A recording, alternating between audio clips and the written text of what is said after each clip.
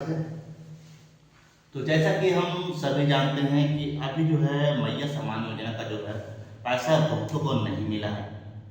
तो ऐसे में काफ़ी महिलाएं परेशान हैं कि क्या करें, कहाँ जाएं, किस तरह होगा। तो मैं आप लोगों को बता दूं कि अगर आपको मैया सम्मान योजना का पैसा नहीं मिला है, फिलहाल जिनका एक भी किस्त नहीं आया है और उनके नाम से एक लेटर मिला होगा, वो आंगनबाड़ी सेविका के पास होगा। ठीक है, आप मेरी बातों को ध्यान से सुने और आप सुनते हैं और इस कार्य को करते हैं तो मेरा विश्वास है कि आपका जो भी पैसा रुका हुआ होगा वो पूरा के पूरा आपके बैंक अकाउंट में जो है आ जाएगा। तो इस प्रोसेस को करने के लिए कुछ क्राइटेरिया है जो कि उसको हम सभी मतलब हम नहीं मतलब आप सभी महिलाओं को उस क्राइटेरिया को पूरा करना पड़ेगा, यानी उस नियम को फॉलो करना पड़ेगा। ठीक है, और जहाँ तक मैं देख रहा हूँ, मैं जान रहा हूँ और आपको बताना चाहूँगा कि मैं एक DPPL हूँ, यानी डिजिटल पंचायत के अंतर्गत, यानी कि सरकार के द्वारा जो प्रत्येक पंचायत भवन में एक प्रज्ञा केंद्र का स्थापना किया गया था, यानी कि डिजिटल पंचायत का। उसके अंतर्गत सारा काम जो है पंचायत स्तर से होना था। तो अभी भी लोगों को नहीं पता है और इधर उधर चले जाते हैं। तो प्रयास कीजिएगा कि सारा काम पंचायत भवन के स्तर से ही करें। ठीक है, पंचायत भवन में जो कार्यरत DAD बैठे हैं उनके स्तर से ही करें। ठीक है, ताकि आपका जो भी डिटेल मिस हो जाता है वो आसानी से मिल सके।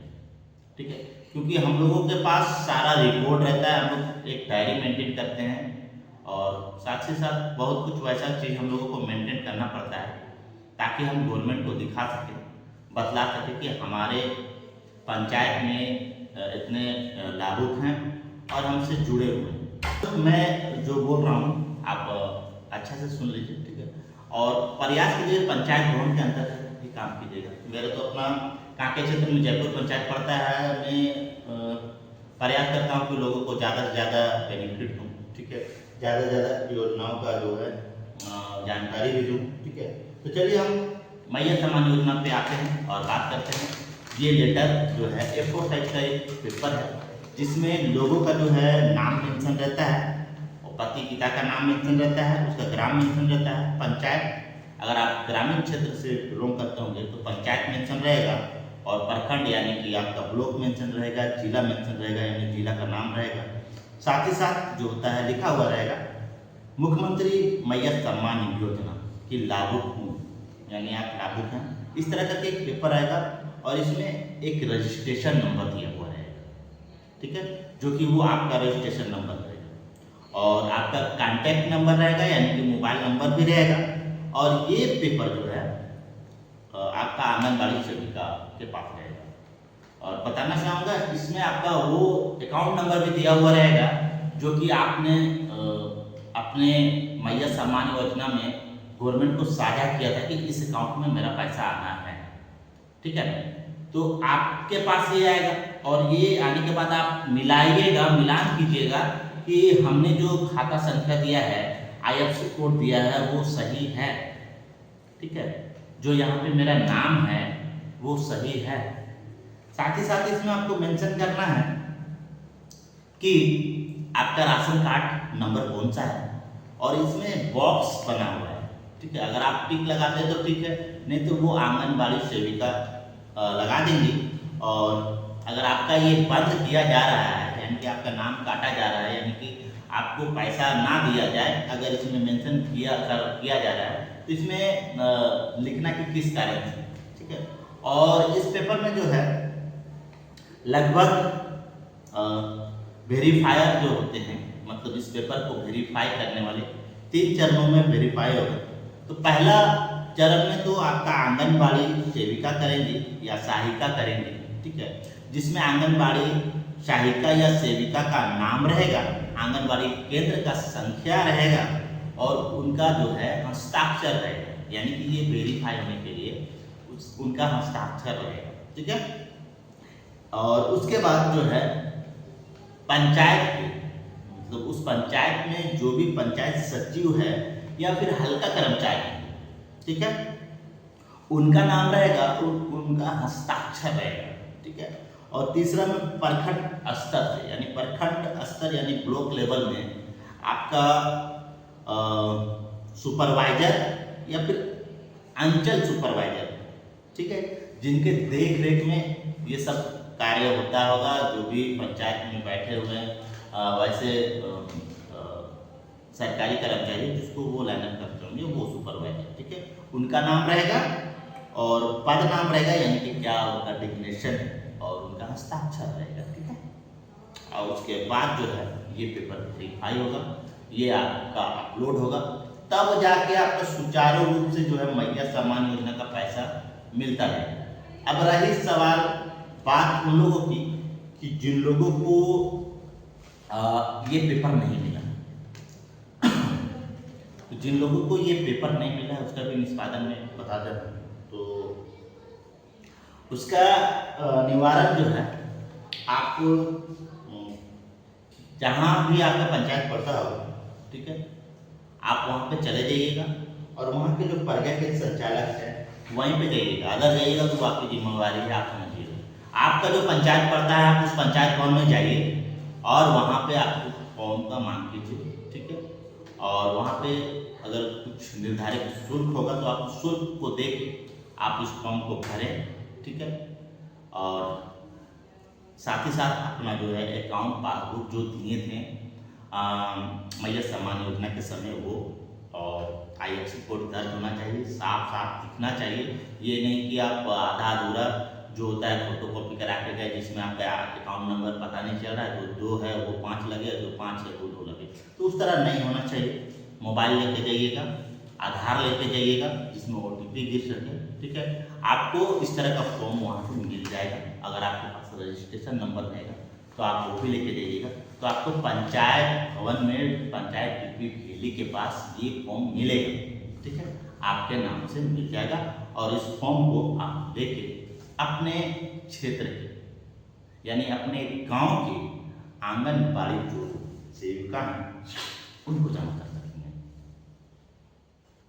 तो आशा करेंगे कि ये जानकारी आपको अच्छा लगा होगा, और भी कुछ अगर आपको जानना है तो मैं उसका भी समय पे जवाब दे दूंगा। पर ये वीडियो पूरा देखने का प्रयास कीजिएगा और आने वाला समय में इंसान को क्या रेडी रखना है, मतलब अगर आप चाहते हैं आज जो झेलना पड़ रहा है कल ना झेलना पड़े, तो उसके लिए क्या करना है हम आपको बताते हैं, ठीक है।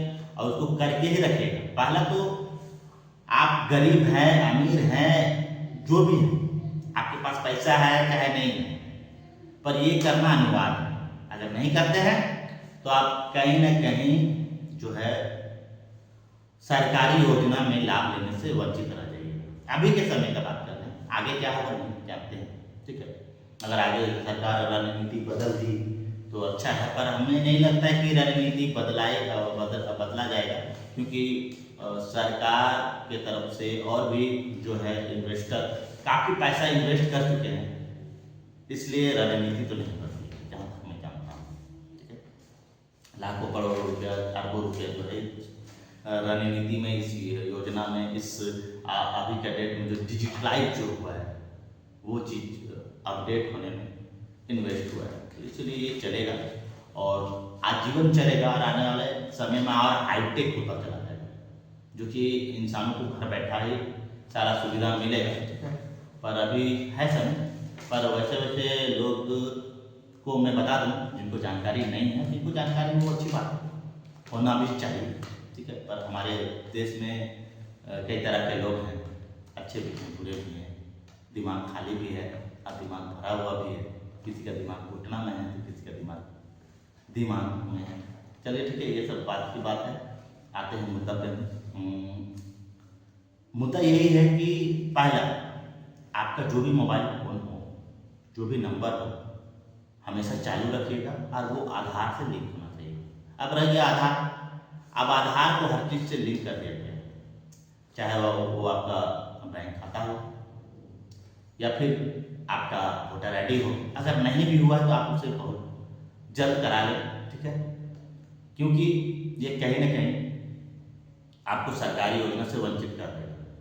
ठीक है, राशन कार्ड हो तो हर एक चीज़ में आधार लिंक्ड है, ताकि एक बटन दबाएं और सारा इंफॉर्मेशन पब्लिक का आ जाए। ठीक है, और दूसरा बात, आपके पास 5 खाता है या 10 खाता है या 4 खाता है, ठीक है, अगर गवर्नमेंट का जो योजना रहेगा डीबीटी वाला, यानी कि जिसके खाते में डीबीटी लिंक है उसके खाते में पैसा जाएगा, तो आप 10 खाते में से कोई भी खाता आप जमा कर दीजिए। जैसे मान के चलते हैं पंजाब नेशनल बैंक, ठीक है, आपने पंजाब नेशनल बैंक दिया, ठीक है, अपनी योजना में कि हाँ चलिए मैया सम्मान योजना में मैं पंजाब नेशनल का बैंक देता हूँ, खाता संख्या मतलब खाता का फोटोकॉपी, इसमें मेरा पैसा आएगा। आपका सारा मेंशन तो हो गया, साइड में भी हो गया, आपका पर्ची भी इसी नाम से आ गया, पर डीबीटी जिसमें लिंक होगा वो पैसा उसी में जाएगा। ठीक है, आप सोचिएगा कि भैया मैंने तो ये पंजाब नेशनल वाला बैंक दिया था, पर नहीं, और डीबीटी लिंक एक ही खाता में होगा। ठीक है, तो जितना भी सरकारी पैसा है जो डीबीटी के माध्यम से भेजा जाएगा, डीबीटी, ठीक है, बार बार मैं बोल रहा हूँ डीबीटी, ठीक है, तो उसके माध्यम से उसी खाता में पैसा जाएगा जिसमें डीबीटी लिंक होगा। और वो क्यों जाएगा? क्योंकि आपका आधार से लिंक है, आप जहाँ दे रहे हैं खाता मतलब बैंक खाता का फोटोकॉपी के साथ साथ आप आधार भी मेंशन कर रहे हैं। और साथ साथ ये भी याद रखिएगा कि आप बहुत सालों से किसी खाता को खुलाए हैं और उसको यूज नहीं कर रहे हैं, तो ऑटोमेटिक उसमें डीबीटी हो भी जाता है, तो वो सारा पैसा जो है आपका उस जो बंद खाता है, यानी जिसको आप चला नहीं रहे हैं, बंद नहीं बोल सकते हैं, किसी का भी खाता बंद नहीं होता है जब तक आप उसे बंद ना करा दें, तो सारा पैसा उसमें चला जाएगा।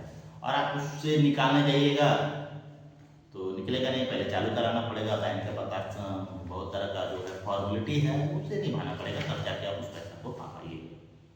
तो आप हमेशा प्रयास कीजिएगा कम खाता रखें, ज़रूरत से ज़्यादा ना रखें, ठीक है, और हमेशा अपडेट पाते रहें।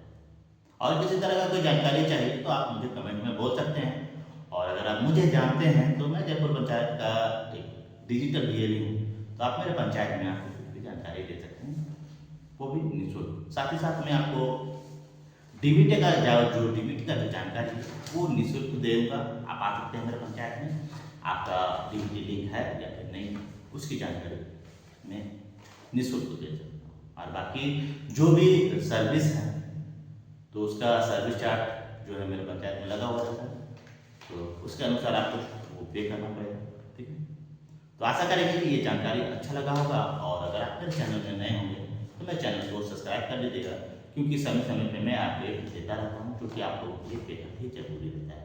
और वीडियो पसंद आने पर एक लाइक जरूर दीजिएगा।